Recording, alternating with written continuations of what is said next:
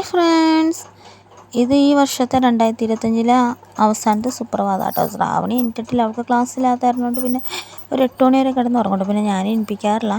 വൈകുന്നേരം ഞാൻ ഓഫീസ് കഴിഞ്ഞ് വന്നപ്പോൾ അവിടെ കമ്പിത്തിരിയൊക്കെ ഇരിക്കുന്നുണ്ട്. അപ്പോൾ അവൾക്കൊരു കൊതിയാണല്ലോ, കമ്പിത്തിരി കത്തിക്കാൻ ഇഷ്ടമാണല്ലോ എന്ന് ഓർത്തിട്ട് ഞാൻ പിന്നെ ഒരു പാക്കറ്റ് കമ്പിത്തിരി, 50 രൂപയുടെ ഒരു പാക്കറ്റ് കമ്പിത്തിരി അവൾക്ക് കത്തിക്കാൻ വേണ്ടി മാത്രം. പക്ഷേ അതിൻ്റെ നീളം കുറവായിരുന്നു, അവൾക്ക് പിടിക്കാൻ പേടിയായിരുന്നു കേട്ടോ. പിന്നെ അരുൺ വന്നു കഴിഞ്ഞപ്പോൾ ഞാൻ അവനെ കണ്ട് മറ്റേ ആ സാധനത്തെ പേര് പ്ലക്കറോ അത് വെച്ചിട്ട് പിടിച്ച് അവൾക്കവിടെ കൈ കൊടുത്തിട്ടോ. അവൾക്ക് നല്ല പേടിയാട്ടോ ആ സാധനത്തിൻ്റെ ഈ ഇത് കൊള്ളണം പൊരിയില്ല മറ്റേ എന്താതിന് പറയണേ, ഈ കമ്പിത്തിരിയുടെ തിരി കത്തുമ്പോൾ അത് കൈ കൊള്ളുന്നു പേടിച്ചിട്ടാട്ടോ അത് ഓടണത്.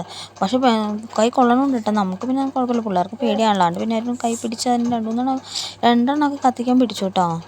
പിള്ളേർക്കൊരു സന്തോഷം, അത്രേ ഉള്ളൂ. പിന്നെ ഈ വർഷത്തെ അവസാനത്തെ കേക്കാട്ടെ, ഇന്ന് ഉദയം ചേട്ടൻ ഒരു കേക്ക് ആയിരുന്നു കൊടുത്തതാട്ടോ, അത് ക്യാരറ്റിൻ്റെ കേക്ക്. അപ്പോൾ ന്യൂ ഇയറിനായിട്ട് അത് മുറിച്ചു.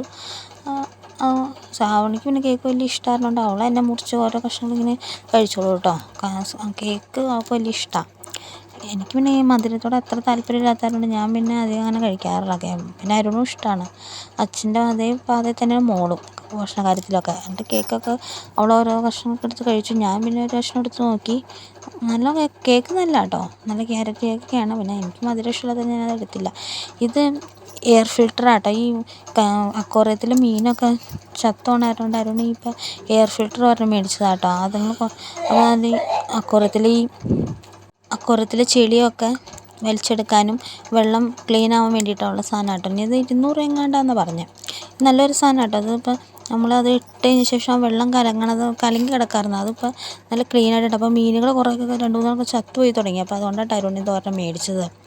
മീനുകൾക്ക് അതുങ്ങൾ ന്യൂ ഇയറായിട്ട് അതുങ്ങൾക്കൊരു പുതിയൊരു മാറ്റം വന്നോട്ടെ എന്ന് വിചാരിച്ച് മേടിച്ചൊരു സാധനമാണ് ആ എയർ ഫിൽറ്റർ. ഇപ്പോൾ അതായിരുന്നു എയർ ഫിൽറ്ററിൻ്റെ അടുത്ത് മാറ്റി കഴിഞ്ഞപ്പോൾ എൻ്റെ അടിയിൽ നമ്മുടെ വേസ്റ്റൊക്കെ പോണതുണ്ടോ. ഇതാട്ടോ ഈ സാധനത്തിൻ്റെ യൂസേജായിട്ട് വന്നത്. നല്ലൊരു ഉപയോഗമായിട്ട് സാധനം തന്നെയാണ് കേട്ടോ. ഇത് നമുക്ക് അക്വേറിയമൊക്കെ യൂസ് ചെയ്യണവർക്കൊക്കെ ഉപയോഗിക്കാൻ പറ്റിയൊരു അടിപൊളി ഐറ്റം തന്നെയാണ് ഇത്. പിന്നെ ഇനിയിപ്പോൾ ഈ വർഷത്തെ ലാസ്റ്റ് നക്ഷത്രം സ്റ്റാർ ഞങ്ങൾ ഊരിയുണ്ടായില്ല കേട്ടോ. അത് കത്തണതാണ് കാണുന്നത്. എനിക്കിപ്പോൾ ന്യൂ ഇയർ എന്ന് പറഞ്ഞു കഴിഞ്ഞാൽ അനുഭവങ്ങൾ എന്ന് പറയാൻ പാകത്തിന് ഞാൻ ആകെ ഓർക്കണത് അമൃത ഹോസ്പിറ്റലിൽ കിടന്ന സമയത്ത്, സുഖമില്ലാണ്ട് കിടന്ന സമയത്ത് അന്ന് രാത്രി നമുക്ക് ഉറക്കേ ഉണ്ടായില്ല. സുഖമില്ലാതെ ആ ടൈമിൽ എന്ന് വെച്ചാൽ രാത്രി ഓരോ മണിക്കൂർ ഇടവിട്ട് ചിലപ്പോൾ ബാത്റൂമിൽ ടോയ്ലറ്റിലൊക്കെ പോകേണ്ടി വരും. അപ്പോൾ ഞാൻ ഉറങ്ങാറേ ഉണ്ടായില്ല. അപ്പോൾ അന്ന് ഹോസ്പിറ്റലിൽ ന്യൂ ഇയർ ആഘോഷം ഉണ്ടായിരുന്നു. ഇങ്ങനെ തന്നെ December 31. അന്ന് അവിടെ ഹാപ്പി ന്യൂ ഇയർ പറയണതും പടക്കം പൊണ്ണ ഒച്ചയൊക്കെ കേട്ട് കാരണം എനിക്ക് ഉറക്കമില്ലല്ലോ. അതുകൊണ്ട് അസുഖത്തിൻ്റെ വിഷമതകളുകൊണ്ട് കേട്ട ഒരു ന്യൂ ഇയറിനെ ആട്ടെ എനിക്ക് ആകെ ഓർമ്മയായിട്ട് വരുന്നത്. വേറെ അങ്ങനെ ന്യൂ ഇയർ ഇപ്പോൾ ഈ 2025 എന്ന് പറഞ്ഞാൽ എനിക്ക് അത്ര നല്ല ഇയറായിട്ട് തോന്നിയില്ല. അതെനിക്ക് വലിയ കഷ്ടതകളും ആയിട്ടും തോന്നിയില്ല, പക്ഷെ അത്ര നല്ല ഇയറായിട്ടും തോന്നിയില്ല. പിന്നെ എനിക്ക് ഏറ്റവും വലിയ വിഷമം എന്ന് പറയുന്നത് രമ്യ, ഞങ്ങൾ രണ്ടുപേരും ഒരുമിച്ച് ജോലി ചെയ്തുകൊണ്ടിരുന്നതാണല്ലോ. 2-3-4 വർഷം ആയിരുന്നു. പക്ഷെ അവൾ ജോലി നിർത്തിയതാണ് എനിക്ക് ഈ വർഷത്തെ ഏറ്റവും വലിയൊരു വിഷമമായിട്ട്. എൻ്റെ ഒരു വലം കൈ പോലെ ഞങ്ങൾ ഒരുമിച്ച് കൂട്ടുകൂടി ജോലി ചെയ്തുകൊണ്ടിരുന്നത്. അതെനിക്ക് ഏറ്റവും വലിയൊരു വിഷമമാണ്. ഇനിയിപ്പോൾ 2026 നല്ലൊരു വർഷമായിട്ട് വരുമെന്ന് ഞാൻ പ്രതീക്ഷിക്കണം. പിന്നെ അസുഖത്തിൻ്റെ കാര്യം പറയുകയാണെങ്കിൽ 2025 അസുഖം വലിയ കൂടുതലും അല്ല കുറവുമല്ല, ഒരു തുലനാവസ്ഥയിൽ പോയി. എന്നാലും കുറവെന്ന് പറയാനില്ല, പക്ഷെ കൂടുതലെന്ന് പറയാനുമില്ല. ഹോസ്പിറ്റലിലൊക്കെ പോയിട്ടുണ്ട്.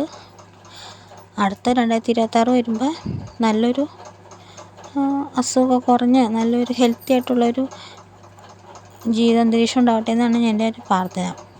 എല്ലാവർക്കും എൻ്റെ അഡ്വാൻസ് ഹാപ്പി ന്യൂ ഇയർ. നാളെ ഒരു നല്ലൊരു പുതിയൊരു പുതുവത്സരമായിട്ട് എല്ലാവർക്കും വേറൊരു വീഡിയോ കാണുന്നത് വരെ എല്ലാവർക്കും ബായ്.